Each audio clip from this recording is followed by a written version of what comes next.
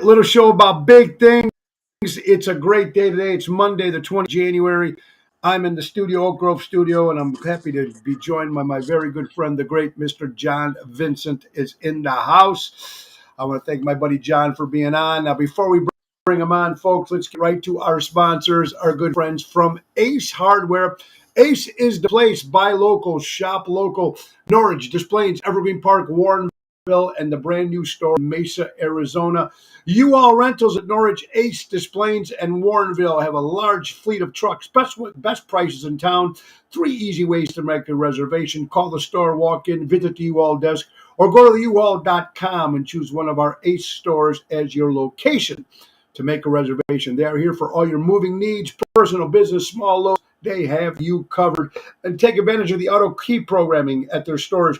They program and car cut keys up to 50% less than dealership. Visit their helpful hub and a certified member. That's Ace is the place. Buy local, shop local. Ace has been helping neighbors before they were neighborhoods, folks. And let's not forget our good friend, always talking about public relations. You know who it is. We're talking about Bernie DeMaio, folks, my publicist.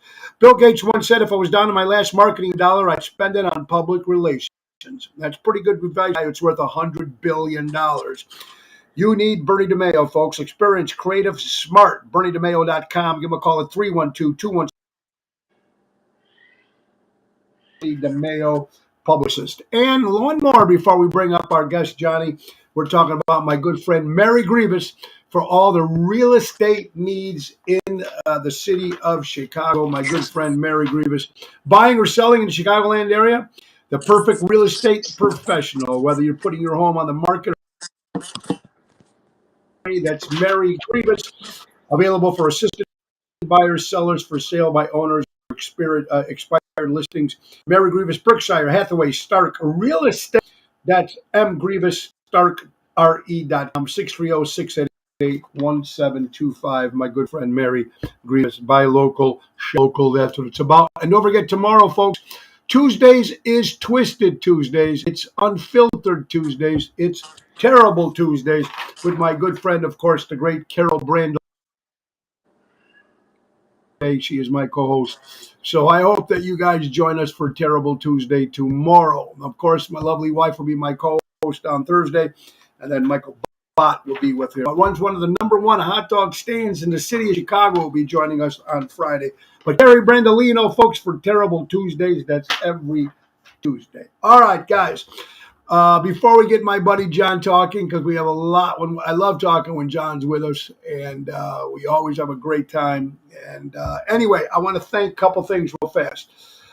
Chicago Prime on Friday was a packed house. Thank you so much from Richie and everybody from Seventh Heaven for coming out, and Mary. It was great seeing you guys. And, of course, we're talking about the other brand new cruise that we're going to be doing in March of 2025. The Royal Caribbean Cruise Line was such a big success. We're going to do it again in March of 2025. So thank you so much for that. And I also want to thank the Highwood Bocce Club on Saturday. It was a big sold-out show. Thank you, Bruce President. Carlo, we want to thank Cousin Tommy. Thank you so much for that. Joey LaRusso. We appreciate it. And the beautiful Highwood Bocce Club. What a great event it was. And then Sunday we did a grand opening for a brand new nightclub restaurant in McHenry called Bugsy's. My good friend Ryan O'Ryan's been my friend from him, and Melissa finally got the place up and running, and they had the grand opening weekend. It was fantastic. Great job, Rhino and his staff, his mothers and kids, everybody. It's a family affair. Go down there on 100th Street over there in McHenry and support Bugsy's, folks. Very, very important. And while I was doing that, and Johnny will testify to this, when you are working, you miss a lot of shit, a lot of personal shit that you'd like to do with your family. My son got engaged yesterday. He had it all planned out for I don't know, trying to get everything done. He went to open skating in Rosemont, and the whole family was hiding behind the bleachers, and they're skating, and he goes down on one knee and gives her the ring, and the place goes ballistic. So congratulations to our son Tony and Angie Ramondi. God bless you guys. What a beautiful couple and a great family. They really are. So, all right, let's get to one last thing. My prayers go out. We just lost a know for a lot of years. Jade 50s. He played with me for a couple years. The great Keith Grant has passed away. Our prayers go out to Mr. Keith Grant and the Grant family and the Jade 50s family. And just a horrible thing. We lost our good friend, Mr. Keith Grant. All right, ladies and gentlemen, without any further ado, let's get right down to business. Good friend, entertainer, actor. He does it, man. A motivational speaker. Of course, you can catch him at least 30 times a year doing the National Chicago Cubs game. You can see him all over the country. My good buddy, Mr. John Vincent in the house. Johnny, how you doing, pal? I'm good, Tony. I'm sorry about the loss of your friend. I'm very sorry about that. Yeah. Well, thank you, man. You know, it kind of sucks. John, you I've known you for a long time, you know, and we got close as the years go by. You're a big-hearted It's nice guy. like this, ain't it? You're always there with big animal, man. I know how much you are family orientated. As much as I know the troubles that you're going with your father, he's a great man. God bless him. How do you keep so positive, Johnny? How do you keep so positive? Well, I mean, there's been really, really hard days, very hard days where it's been painful and How do you keep? How is it? It's you know, you get your hard days. You're positive, but don't get me wrong. There are days where I'm not positive at all, and those days I try to really just keep to There myself. you are. Can you hear me? Yeah, I can hear you. Got me okay? Can you hear me? Yeah? We're frozen. Are we frozen, Tony? Should I move? Hold on. Let me see if going through a different area helps us here.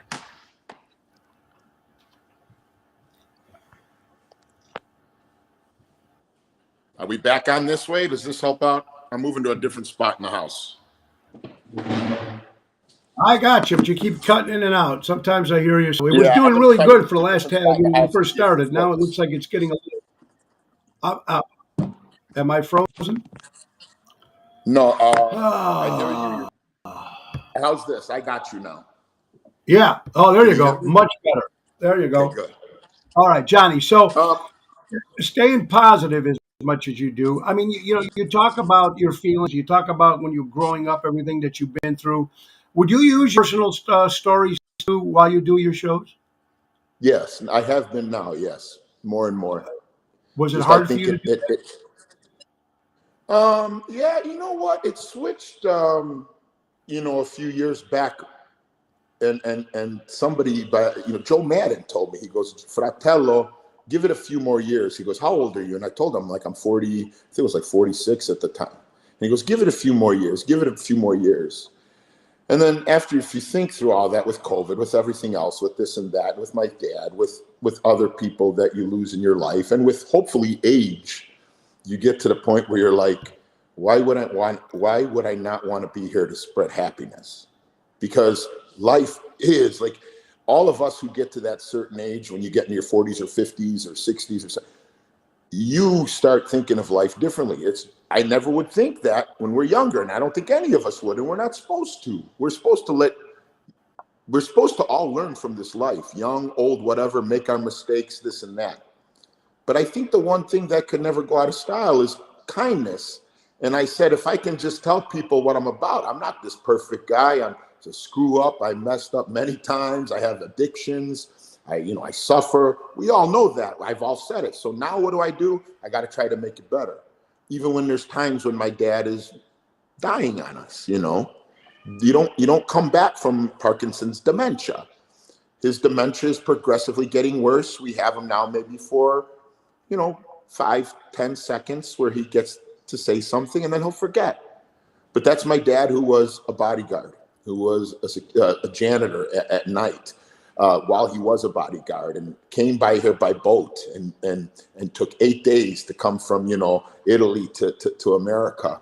In 1960, December 24th, 1960, he gets in Chicago because his friends in Yonkers wouldn't let him leave. He got there December 20th, 1960, and he drank for 3 or 4 days with all his friends. They said, "Vincenzo, you're not going anywhere. You're staying with us." He finally said, "Hey, I got to go to my mom and dad's house." And my dad's always been a South Side, down-to-earth guy. Never, you want to say he was a country boy in Italy. I mean, he grew up in a town of, a couple thousand people in Palena, and my mother was born in Lucca. So, she's more the north and the south. You know that in Italy, it was always looked Well, so differently. you got a nice mixture of both now, which is very, very Yeah, yeah. And my dad grew up, Tony, like really poor. And like I was saying earlier, like when he said to me, he goes, "Johnny, I hope you no see what I saw during World War II." That's the only thing I'm looking at now, because if we all don't look and see what's going outside, don't tell me that we're not feeling differently towards each other from a personal level to a world level. Like, think how angry the light turns green and everybody's jumping on the horn. People, I drive like an asshole anyways, but when you see everybody else driving like an asshole, and everybody else doing the same things, like, okay, we're all losing our minds. How do we make it better? Kinder. We got to be kinder. I know. It's not like I don't know that bad shit doesn't happen. It's happened to me, and I hope nobody experienced what I experienced. I hope nobody experienced what I went through as a child. But am I going to keep looking down at it, or am I going to say, okay, I saw the demon in the face. Now let me make it smile, and let me bring that love out there. Let me go cheer somebody on when they're singing, instead of saying, "Why aren't you talking about my singing? Why aren't you talking about me, the way I sing Sinatra? I don't want to hear about this guy that does Sinatra. I want to hear about me." No. Now I want to hear about that guy that says Sinatra, or this one that does this, or this one that does that. Because you know what? It's pretty neat sitting in an audience and listening to somebody sing. Before, I was waiting to have that person say, "Hey, John Vincent, come on up and sing." Now I want to hear them sing. That's from my heart now. I'm done with the anger. I can't have it anymore. And we can't have it anymore. Or your kids and their grandkids and my nieces, there won't be any more. For nobody. There won't be any more, folks. It's amazing, like my father said. The story that you have, John, from growing up, and you're telling me about this stuff, being bullied as a kid and stuff like that. There's got to be so many kids out there, boys and girls out there, they're suffering from that all the time. Correct? Yeah, because they talk about the people in prison, right? They talk about the people in prison who get angry and have a lot of anger issues and this and that. Why do you think those guys mostly are in prison if we want to break it down? Somebody taught them. Somebody taught them pain at a young age. And if it wasn't for my sister Lisa, I could have ended up in a very dark spot for me. What was that? Can you hear me?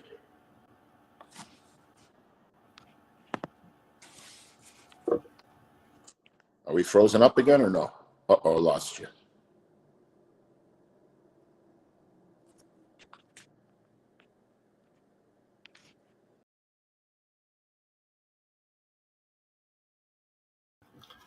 Looks like I lost John Vincent again. We have to try to get him to log up and come back on again. John, let's bring you on again over here.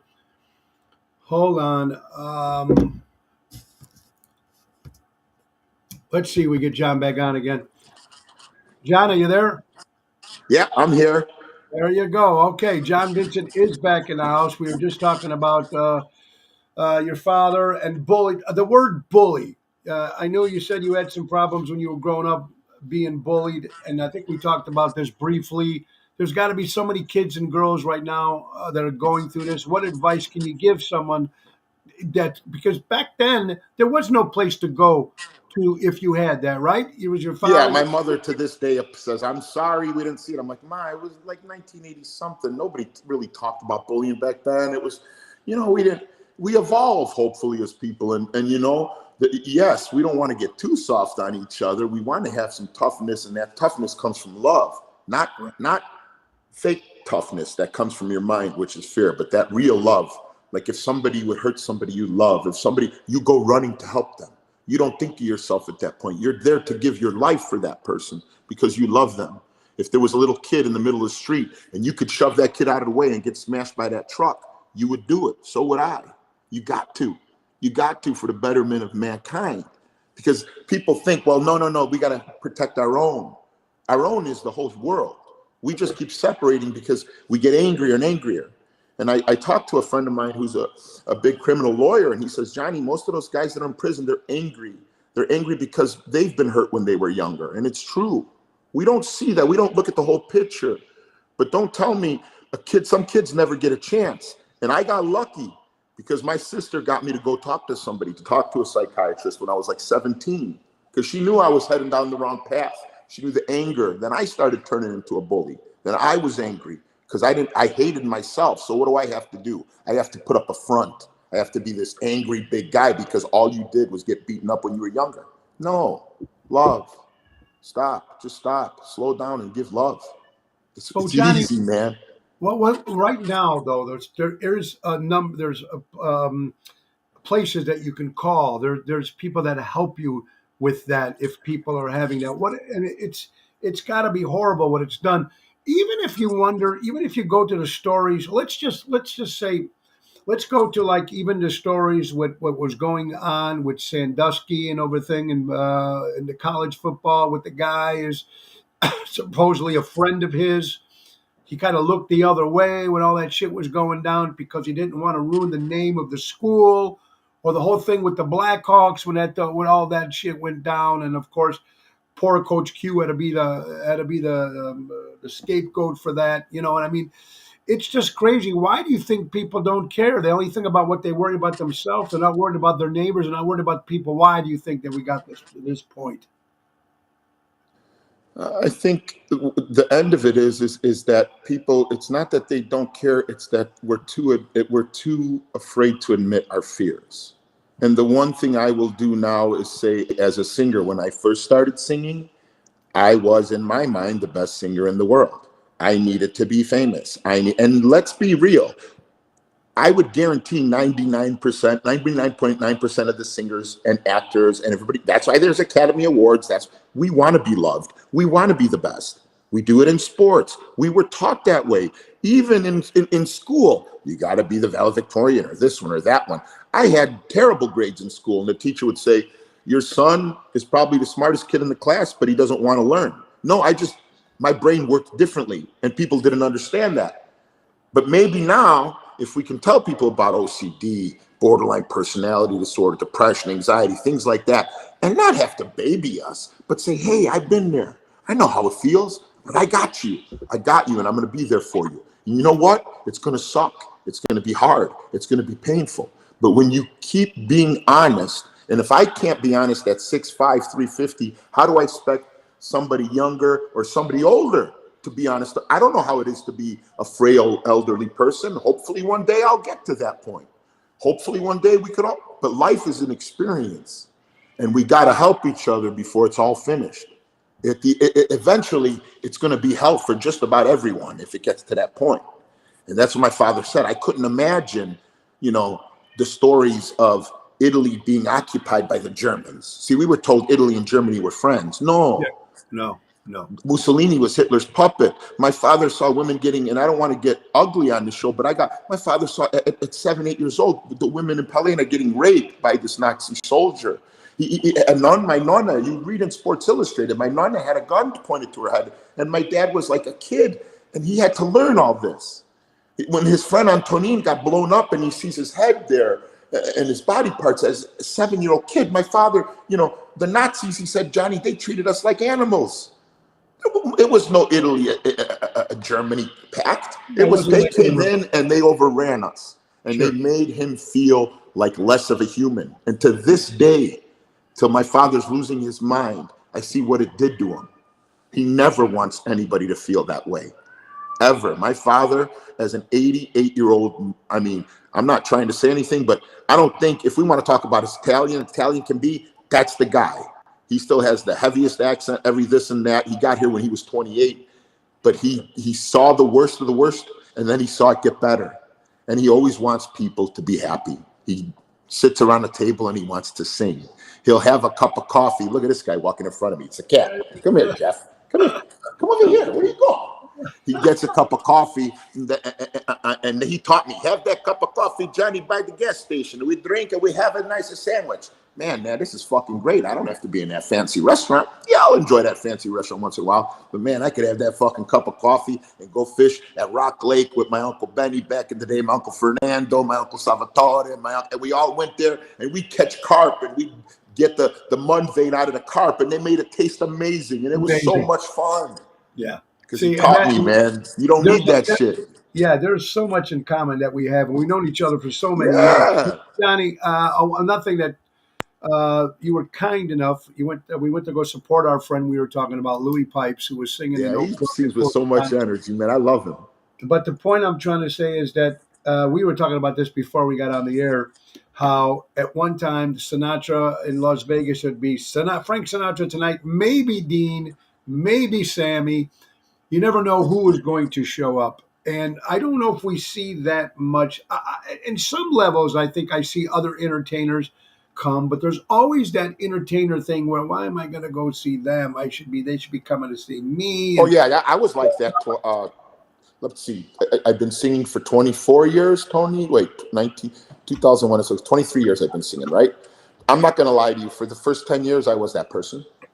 Absolutely. From the age of 29 to 38, I did not want to share the stage. I did not want to go see people sing unless it was my concerts I saw in real life were Sinatra, Pavarotti, Bocelli, and Bruce Springsteen. Those are the big concerts I saw, right? I love Springsteen, one of my Yeah, favorites. it was great. United Center.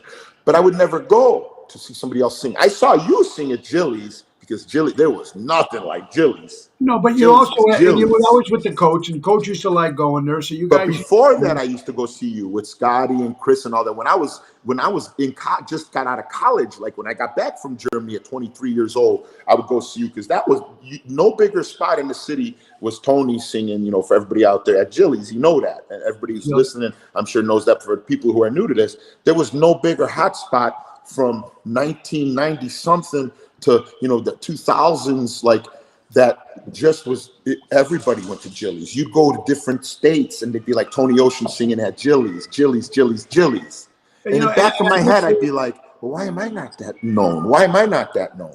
Because that was my. but then John, it happened to you. Let's go to Dit because there's John Vincent. Let's go to Yeah, Dit. but you know what? At the end of it all, who gives a fucking shit? Let's have some fun.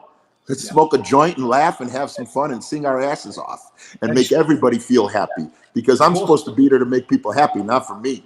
Right. And I liked watching Louis. And then you sang up there. And I love listening to you. Nobody does Dino better than you do. So I'm like, shit. That's why the other day I called you, I'm like, let's do this. Like, let's put shit together. Somebody says, come to my show. I'm going to start coming to them now. They want me to just sit there. I'll just sit there. They want me to sing. I'll sing. They want me to go outside and have a joint, come back in. I'll do that. I'll do that too. That's what matters. John Vincent, folks, here at Ocean's Pit, little show about big things. Johnny, downtime. What does John Vincent do on his downtime? Well, Nella's got me working out, which is making me feel like shit again because I used to work out when I played football, but now I'm like getting old and I'm like, okay, so I'm starting to hit the gym and I'm starting to lift, but I'm realizing I can't lift like I did. So I like to go to the gym now. I love to take walks in the city. Like I'll walk anywhere in the city. Like today I'll just walk around downtown. Nella has an appointment. So I'll spend like an hour walking around the old neighborhood by Gibson's and where Ditka's wasn't just kind of like walking, reminisce and everything. Come home tonight, hang out. But I do love to fish. I do love that. I do love nature. And as I've gotten older, it's making it a lot easier to just sit and be present with an animal or looking outside. I got a beautiful view. I live by Lincoln in California, up here. And there's a beautiful view of a Romanian church across the street and the bells will ring in the morning, and Nella, that's another story, married twice. We went through our ups and downs. She's my best friend. Well, the story was interesting to me when you told me. I knew you were married before with her, and then you guys broke up, and then you guys got back together again. Johnny, I heard that a couple times with different people. Yeah. But how did you know that second time? I go, wait a minute, man, we screwed up. Fifth time. We got married, we got back 3 times, and then we got married the 5th time. Okay, but how did you? Sometimes in life we all fuck up. But if we can see that we can be good to each other and give each other chances, myself included, because I'm nuts, then maybe you just say, okay, you know what? I got to look at something a little differently. I'm not right all the time. Open your mind and life becomes fun. Because every time I keep my mind closed and I get angry and I'm like, no, but this, Nella will say it, or my sister Lisa, who's And I'm saying, not saying this to my sister. She's the best person I know. This woman just don't stop for anybody. My father, like, she's there all the time for my dad, and she has a grandchild. She just won't stop. This is my older sister. And Laura, my sister Laura, will say the same thing about her. There's something special. Well, what does Lisa do? She never ever thought of herself, Tony. She always thinks of her kids, her husband. My sister would never buy clothes for herself or shoes. I had the one year I bought her 5, 6 pairs of nice gym shoes because she would always just buy the cheapest shoes because she never cared. She always wanted everybody else to have the best, and she never gave a shit. And I'm like, she never gossiped. She never talked shit about somebody. When I would be drunk and I'd be like, oh, I'm fucking pissed at this or I'm mad at this, she'd be like, Johnny, you're talking stupid. Johnny, think about it. And then I think, and I'm like, I'm talking with my ego. I'm talking because I'm afraid. I ain't talking with love, because every time I talk with love, I never have to think about, did I make that person upset? No, because that person's usually laughing, and I told them how I'm really feeling, and there's no miscommunication. Half of our problem is miscommunication. Well, Half of our problem, we don't know we assume. Lisa P., the girl that night I met, the singer. yeah, What a nice lady. She great said to me, lady, she goes, great Johnny, I voice, didn't expect sweetheart. you. She goes, I pictured you differently in person. So maybe she knew I wasn't like this. Maybe she thought I had a front or something or a different thing on my face, And a But couple John, you people know, said look, that to me. when people walk into a room, you have that confidence, and sometimes But people. no, but I mean, like, maybe they thought I'm kind of like maybe jerky or something. And like, because one guy said that to me. He goes, Let's wait a minute. That's exactly what I'm trying to say. When there's people that just have an aura about them when they walk in, it doesn't have to be an entertainer, it doesn't have to be an actor. It can be just a person in general. When they walk in, there's an aura about them. And now some people admire that, and some people go, who the hell do they think this girl or this guy is? There's no reason for that. And we all have a little, as being entertainers, we are the most insecure people in the world. And sometimes, until you said, John, that ego is because we were insecure. So let us do the first jab before they hit us first. You know That's who said that too? I think it was Michael Bublé. He said when he was singing, he said on some interview I saw on TV one time, he said, I would think the reaction time was, bad, and I would get, like right away. And that's how I would get at Ditka's. Like if people wouldn't clap, I'd be like, oh man, nobody's listening to me. I don't want to sing. And coach would be like, Johnny, this table just said they loved your summer winter. Like, why do you, they're enjoying themselves. Be there for them. Tom Dreesen would be like, Johnny, if there's one person there and they're listening to you, sing for them, Johnny. Don't do this. What are you singing for then? Is it for you then, just for a paycheck?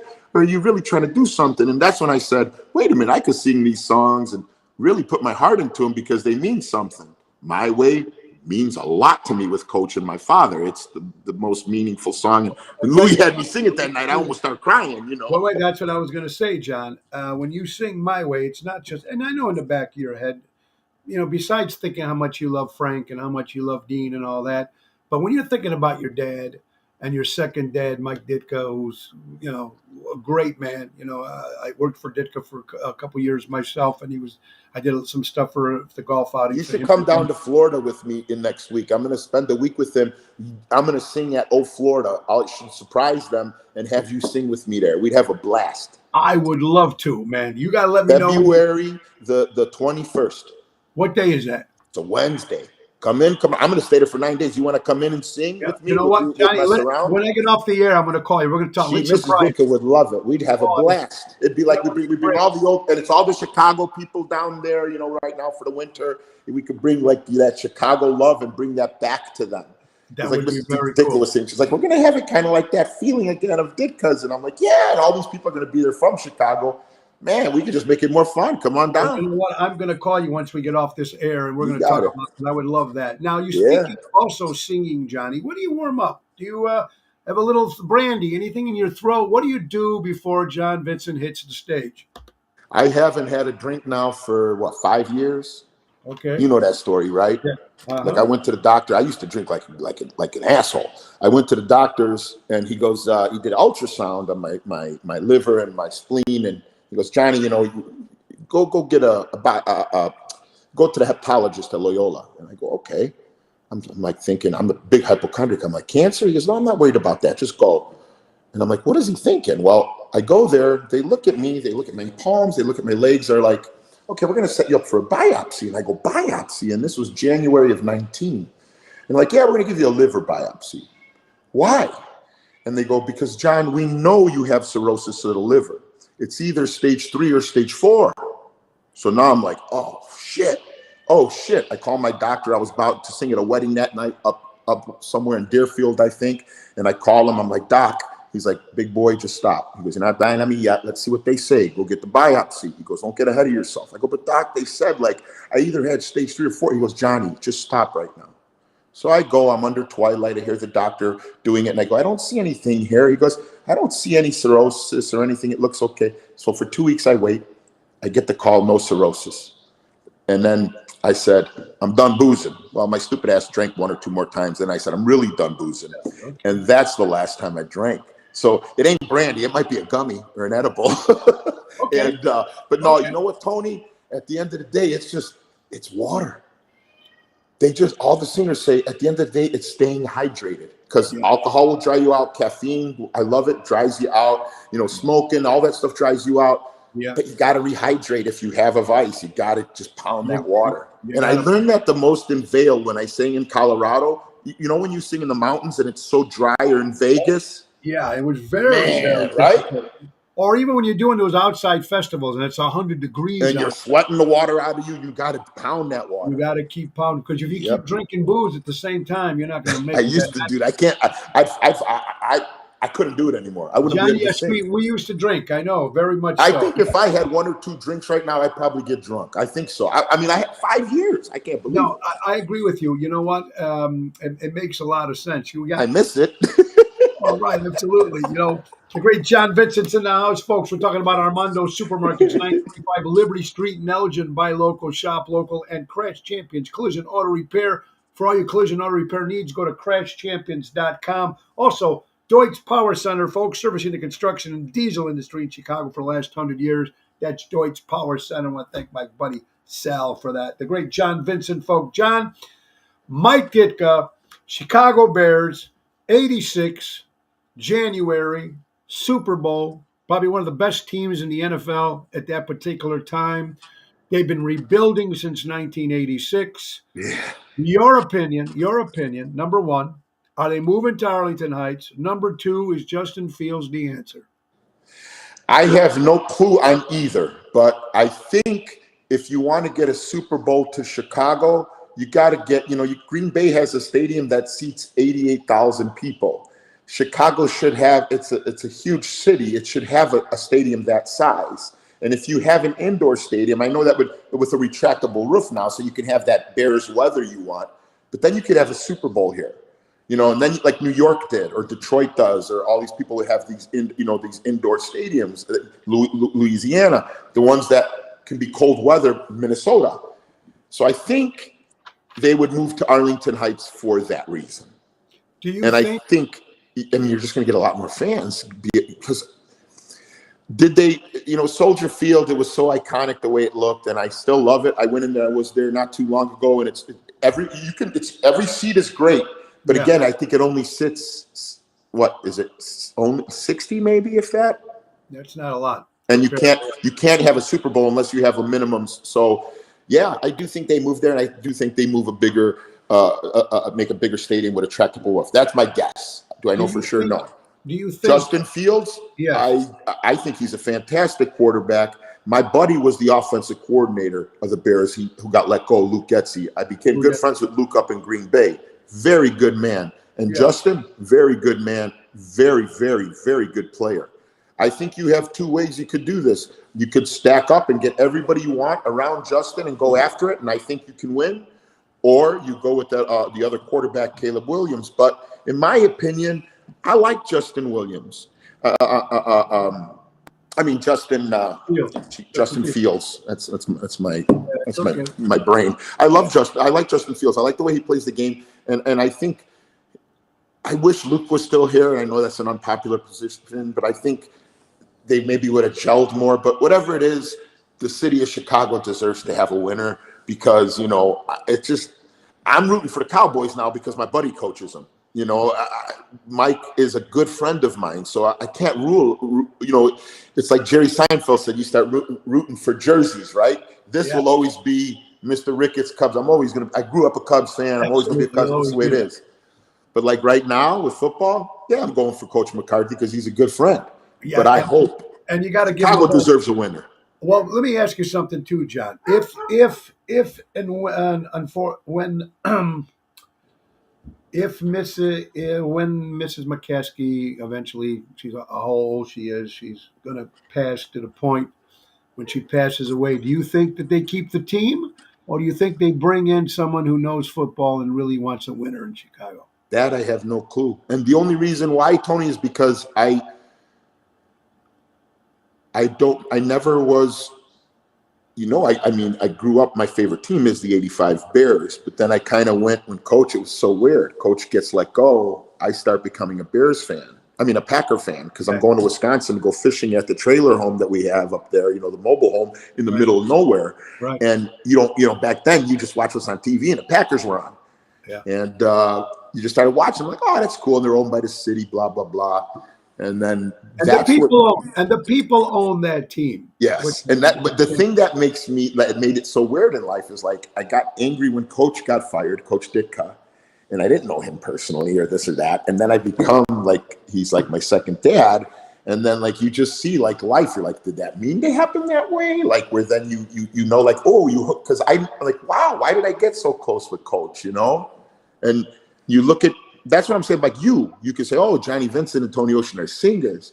But no, we like to fish. We like family. We like animals. We like nature. That's why I say, hey, Tony, when you go in that animal shelter, I want to come with you, Absolutely. How fucking fun would it be to get high and just sit out there with those dogs and you smoke a cigar and I'll just, be out there just having a cup of coffee.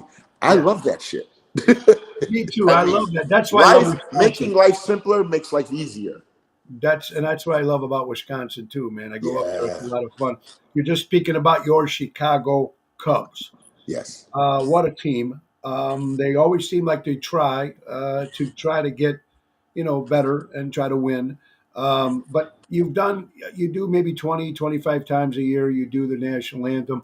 Yeah. Johnny, what was the first feeling? The very first time you did it, what was it like walking out there? Very nervous. I was so nervous. I was because the anthem, the first thing I always tell everybody is you don't want to mess up one word.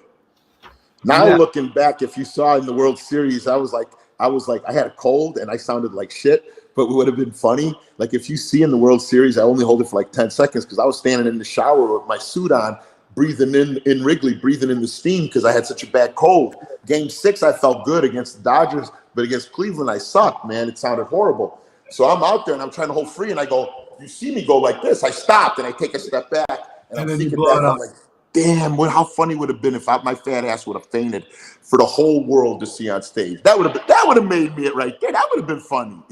That would be ESPN Play of the Week, right? Absolutely. That would have been whatever they call it now, a meme, a GIF. That would have keep going. Fat man falls over during That would go viral. That would be hilarious. billions of views. Johnny Vincent, now you're talking about the Cubs. You got to talk about the White Sox, and they're going to move down the street. Are they going to? If they do, Tony, that's a beautiful spot. If Mr. Reinsdorf, who is another gentleman who I love, I did the funeral for Mr. Rocky Wirtz. Okay, this was maybe a couple months back. I forget. Time is going so crazy now, but they had me sing. It was a very good year at Fourth Presbyterian Church, and I was singing with the piano player, and I was like, it's not going to work this way. And this piano player, I was wrong. He was from Juilliard. Amazing piano player at Fourth Presbyterian Church on Michigan Avenue, and does a beautiful rendition of It Was a Very Good Year. And I sang that, and in the front, while I'm tearing up, everybody's there, about 800 people at the funeral, and I'm tearing up. And I see Mr. Reinsdorf, and he looks at me, and he gives me a little smile, and he gives me a wink. And it made me finish that song. I was right about, when I was 35, it was a very good year. And I'm like, shit, man. I used to remember saying, I'm not even 35, man, being cocky, this and that. Now I'm 51, and I'm like, you're looking at life, you're looking at this. And I see the smile and the wink from Mr. Reinsdorf. And I just go up afterwards, and I said, thank you, sir, you helped me. And he looked at me, goes, Johnny, you got it. And sometimes just the simplest thing from people in certain positions or who don't have to be that way. Sure. And then when they are, you're like, man, that makes you love him more. Yeah. And a guy who got bullied as a kid, who always felt like an outsider, it did feel good for Mike Ditka to say he's with me. It did feel good for Mongo to be the first guy, Steve McMichael, to bring me in, because that was the first guy. My first night singing at Ditka's was Steve McMichael sitting at the table, his Chihuahua drinking out of the glasses. Misty was next to him. Mrs. Ditka was sitting there. Coach walks up the stairs. I'm shaking, and then Steve goes, "Come on, faux Frank. You're faux Frank. You're fake Frank Sinatra from now on." And Tony, I have this 75th anniversary jersey. I was at Mongo's house the other day. Me and Larry Workman. 75th jersey that he wore during the monsoon game against the Bears, where Gale Sears and Dick Buckus got their jersey retired. It's yellow, white, and blue. It's a Packer jersey when Steve played for him. And he goes, "To Johnny, I love you, Steve McMichael." And that will never make me forget what he did for me. And that I will always be there for that man, because that man is the toughest man I know, but he also is one of the smartest and extremely, extremely kind. That man brought me in like a younger brother. I was so intimidated to walk into Ditka's with all those celebrities. I don't know how you did it every night at Jilly's. It's called Jack Daniels. It's called Jack Daniels. Because okay, all honesty, who intimidated you the most walking into Jilly's one night? Like, where were you? Like, oh shit! Like, I'm singing. Tony Curtis. Tony Curtis. That's a Tony big one. Orlando. That's a big one. These are, yeah. I mean, it's and then there was the actors that people maybe didn't know. Yeah. Like when Michael Manson would walk in, people. Oh yeah. Face, but they don't know his. Yes. And it's amazing when you actually, even when Coach Ditka, Bobby Hall would walk, when he was up on the piano. Oh yeah. You had the napkins in here. There was never nothing better. It's incredible. But who was the coolest? Like when they said it to you, and you were like, "Man, this guy made me feel really good," or "This woman made me feel like really was real, and they were honest, and they made me feel good." Who was that one celebrity you can remember that was so cool to you that were like, "Wow, I really love this guy"? You know what? One of the blue people are going to freak this out, but Todd Rundgren. Todd, I love Todd Rundgren. Now wait, but here's how I caught his attention. He was sitting at the front by the window. I'm all the way in back. Seat in the house. And I go, "Ladies and gentlemen, from one of the best pop bands, Nas, Todd Rundgren." Now, Nas was not that successful. He didn't become successful till after, before with, "Hello, It's Me" and all that, when he became solo. Then he walked up. He goes, "You're a Nas fan?" He goes, "So you're the guy who bought my record," because nobody bought the record. Oh man, see, I love that stuff. But see, that's when you meet a celebrity and you talk about their. That's it. If you go up to Travolta and say Saturday Night Fever, but if you go to Travolta and said, "Man, I seen this one," yeah, you're right. Right? They really bond with you. You know what I mean? Do you know where I'm sure he's making a lot of money at, Todd? Do you know every time a lot of these NFL stadiums, when they score a touchdown, that's his song. I don't want to work.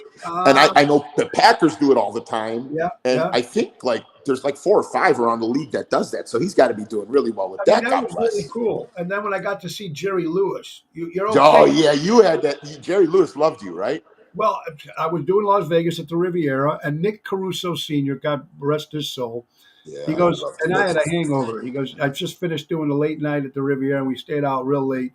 And he goes, "Tony," he called the hotel room a couple times, and I kept hanging up because I thought it was Jimmy Cerrone, busting my chops. And he goes, "Tony, this is Nick Sr. Get your ass to the MGM." I go, "Nick, I'm sorry, sir. I'm just get your ass. Come to the penthouse suite." And it was Nick, Stan, Jimmy, and Jerry Lewis. Oh man. And I go, "Mr. Lewis, thank you for the years of laughter, and I loved your new movie, Hardly Working." He goes, "Oh, so you're the one who's seen that." No, but it was just cool. And you have those stories with people like that and everybody that you run into. And we're very fortunate that you're just blessed with the people that we've bumped into and met. Hey, Tony, every day's a boulevard. Yeah. Hello, New York. Yeah, it's a great what is the name of that movie? I love that movie. I think it was it might have been Artists and Models. Remember, Jerry Lewis pretends he's sick, and they bring him to New York, and everybody loves him, and Dino's his doctor, but he didn't have the radiation poison, and they bring, and at the end, and then at the end, Dino and him are And you better hear the east side. And the wizard. Yeah, And yeah, up yeah, and yeah. down. Yeah, That's that's the it. people Yeah. we meet on Mulberry Street. Yeah, that's great, Oh, you man. should have been there. Oh, my God, I love that stuff. The great John Vincent. John, I know when you're a person that's singing in front of the public, a lot of people try to keep religion, try to keep politics out. Uh, from the Tennessee Titans, they interviewed him after one of the games this past season. J.C. Stroud from the NFL, NBC, right about what he was going to say, thank you to the fans. He goes, thank you, Jesus, and they cut him off. Yeah, I heard that. I don't know. Is that true? Did they really do that? Now, but you noticed that, I've heard it on social media. I didn't see it live. So why, sometimes I worry. but makes you also wonder, though, I don't see that said. I don't see God bless, God nothing Well, you anymore. see, I have this, and I Yeah, keep this out. And people say, I so got some one people too, come bro. out to me and they'll be like, I I got one love that too. you wear your rosary out. And I'm like, I don't think of that. It's very personal to me because the first thing I have to do as a follower of Jesus Christ is love everyone. If I don't, and again, you're going to say, well, this is La La Land. Well, if you're going to really love Jesus, you got to love everybody, guys. You have to love one another. Then we are flawed followers of Christ. But on that note, I have many friends, brothers, sisters, whatever you call them, from believers, non-believers in different religions that talk to me weekly. It could be in any different religion, from a rabbi who talks to me weekly to I have friends who are different faith, non-believers, everything. And the thing I love that we all have in common is this respect for one another. You can do and believe whatever you want. I am not your boss. God gave us all free will. Yeah. So that's the rule we should live in life, to let everyone else have free will. It's not going to be pretty, but if the majority of people tried, it would be civil and it would work out. But we're too afraid to be vulnerable with one another. Start at the beginning of time. It's nobody's fault of today. It's faults of years and years ago Years and of years ago. people getting, it's generational pain. Look at our parents. Our parents, oh, don't do this, don't do that. Why? Why are we feeling so guilty? No, it's okay. You can mess up and you don't have to, especially growing up Italian. No, don't do this. Don't, it's so worried, so guilty. So what are we guilty about? That we're human? And we I can't help can't it. judge a person because there's so much to judge about me. And Who can I judge? it comes from, yeah, and it So, comes from growing. And your parents used to tell you this, not to do this, not to do that. And you thought you were doing the right thing because mom and yeah, dad said so. yeah, But you know what? Being Italian and being Catholic, yep. um, I hate to say this, but we kind of did it to ourselves. We did. The Yeah. Catholic, I mean, We had this feeling of going to hell and this and I'm like, you know what, guys? No, I have a totally different look on Christ. Tony, I don't believe in hell. And people are gonna say, oh, you're crazy, John, whatever. But see, now if I get into it, I'm gonna start people. If you disagree with me, that's totally fine. My opinion is I want to get along with you. And if we don't, then I'll leave you alone.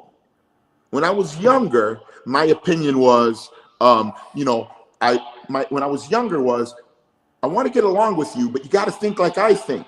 And I think most of us do that because that's our identity. yes, yeah. And then you get angry and then you're like, oh no. But if you go, you know what? I don't want to fight with you. I don't want to argue with you. If you're not hurting anybody, what can I do? And if somebody says, John, you're wrong, they have every right to say, Yeah, John, I believe in this. Yeah. Because But when you my can father still came be to this friends. country, he was called so many names for being Italian, Tony. He said, Yeah. Johnny, they call me every name, and greasy, dago, wapa, this. They make fun of me because I'm a darker. And my father felt it firsthand. This man taught me so much. He said, you never treat anybody like you don't want to be treated. He goes, because I had that happen. A lot of people don't know that 18 Italian men got hung in New Orleans because a Sicilian was wrongly accused for hanging a police officer. And that was terrible. My father knew that because my father, he saw horror like that. He saw it in Italy. But then he said, did you know this in the 1800s? I go, I didn't know that. Find ourselves in one another. We should all love one another. It's not hard. It's not hard. We're not here to compete, man. We're going to be gone before we know it. Man, that's a great suit, man. You look good. That's a cool jacket. You know what? You just people. It's like, oh, what's wrong with you? What are you being so? And then sometimes, it's just crazy. But it's just the little things that you can tell to somebody. Hey, man, that you did a pretty good job over there. I like that. Thank you. Even when I see the cops now, they might be sitting next to me. I go, officers, thank you so much for what you do. Some of them look at you like you're a whack job, but they kind of realize, wow, you're taking out of your time. I was eating lunch and we bought some coffee for the cops over there. Just sent them some stuff, and I just went like that. Thank you. It's just weird what we did to our the way life is now. It's so scary, and we're talking about people having their opinion. What is your opinion? Is Colin Kaepernick belong back in the NFL? If he's a good enough football player, absolutely. So why Because do it you? all comes down to his being on the I field, agree, but why right? do you think nobody's took him? That I don't have the answer for. That I don't have the answer for.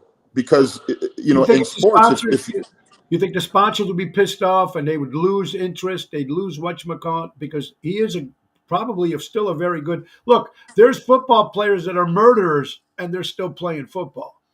So what I'm trying to say is there everybody afraid of now the sponsorship now? Are they I going think to? everybody's afraid again. Fear changes, especially like the one thing that's happened that we've never had happen before is the progress of technology in the way we're living. Like we could say whatever we want, but there is no easier time to live for the vast majority of us than right now.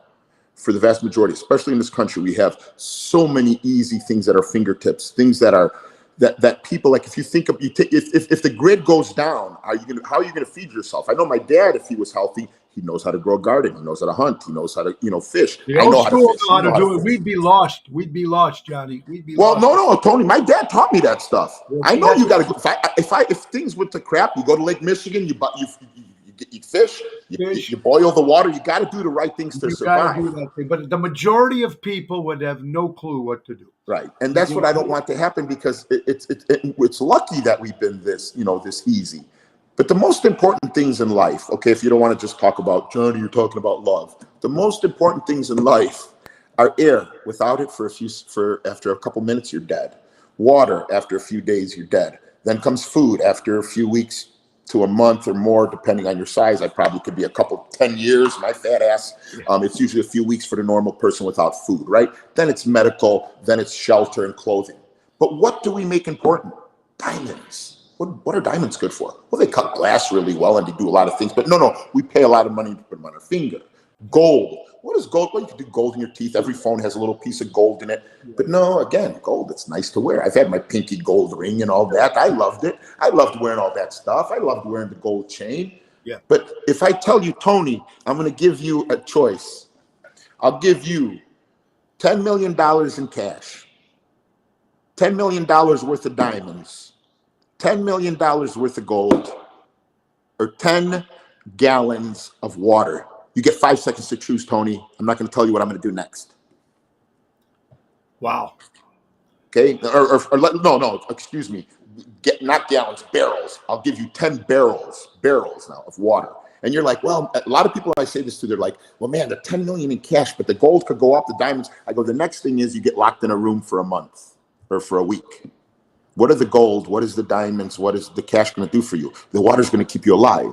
We as humans made the important things unimportant and the unimportant things extremely important. Can I have the better car? I used to drive around with the nicest cars. Now I drive around my wife's car. She bought a car. I got a beat up old car. I don't need the nice car anymore. I don't need, you see, I walk in like a bum when I walk in places. I look like, I love that people dress up, but I am a walrus. It's hard for me to dress up being this size. You're like, Coach used to say to me, where'd you get that from a tent? What are you wearing, a tent, Johnny? I'm huge. So it's comfortable for me to wear jeans and a sweatshirt and this and that.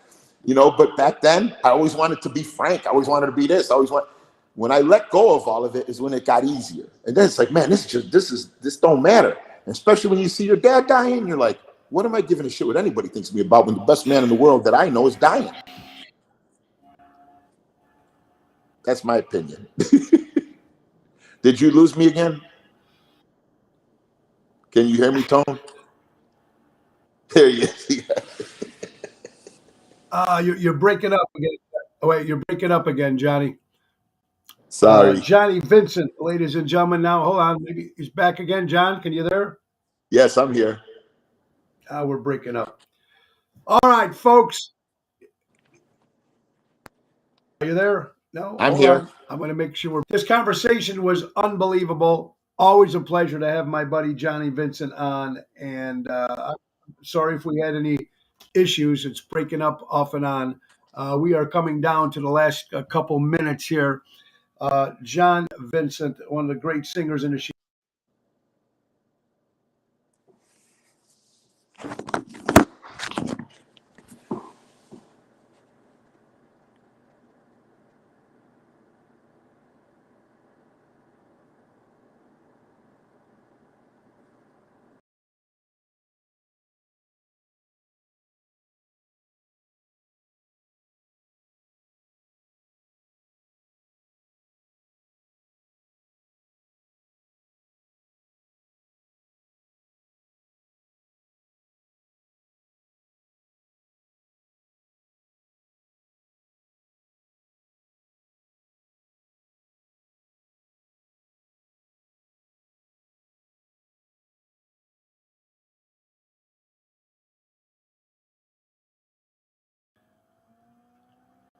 Uh, for everything.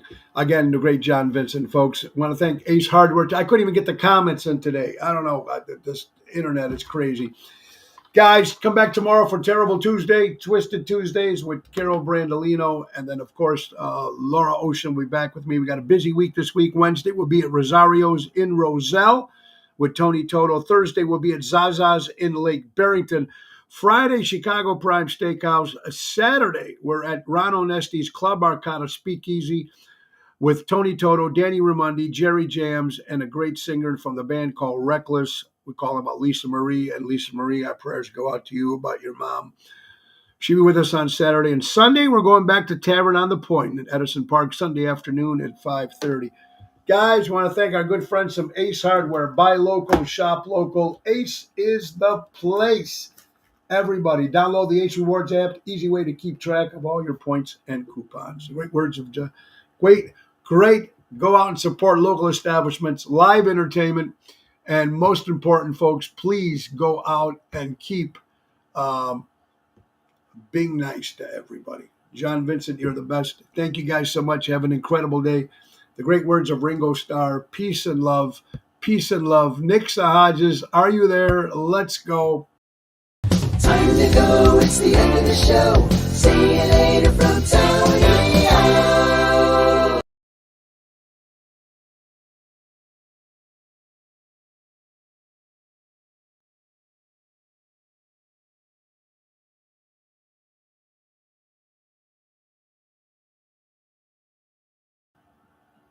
Bye-bye, everybody. Have a great day.